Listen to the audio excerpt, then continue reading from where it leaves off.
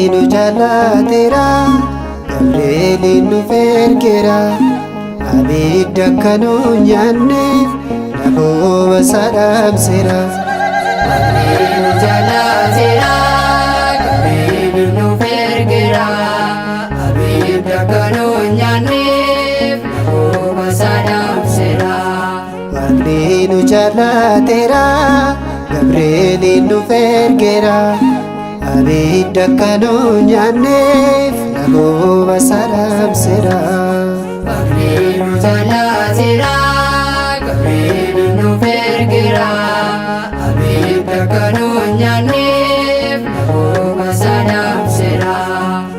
Inu jalateera Nabukadnezar Inu jalateera abidda bobeesse Inu jalateera qabsaa'ota Gooftaa Inu jalateera gubuudhaaf qopheesse.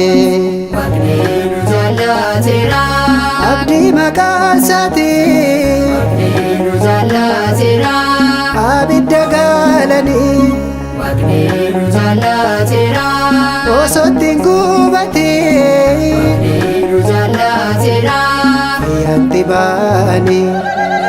Inu jalateera Gabrieliin nu ergeera abidda kanu nyaanne dhaboo sadhaamseera. Inu jalateera Waaqa harkaan uumamoo Inu jalateera Meedisiyaa namaa Inu jalateera Yesuusin qabna Inu jalateera Waaqa amanamaa. Inu jalateera Biyya ergasii baree Inu jalateera sitti amanatee Inu jalateera tulluuwwan Baabiloon Inu jalateera irraa dirree taate. Inu jalateera Gabrieliin nu ergeera abidda kanu nyaanne dhaboo sadhaamseera.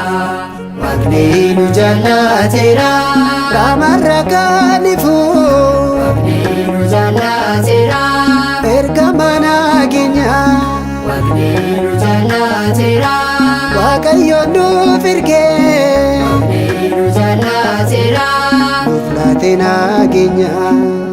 Inu jalateera Ergama gammachuu Inu jalateera gadda kan manchaasu Inu jalateera gammadee jiraata Inu jalateera kan Gabri'eel faarsu.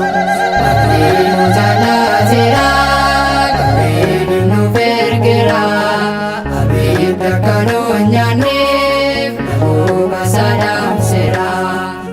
Inu jalateera abidda boba'aa Inu jalateera bishaan kan taasiftee Inu jalateera ijoollota sadaan Inu jalateera hubachuu oolchitee.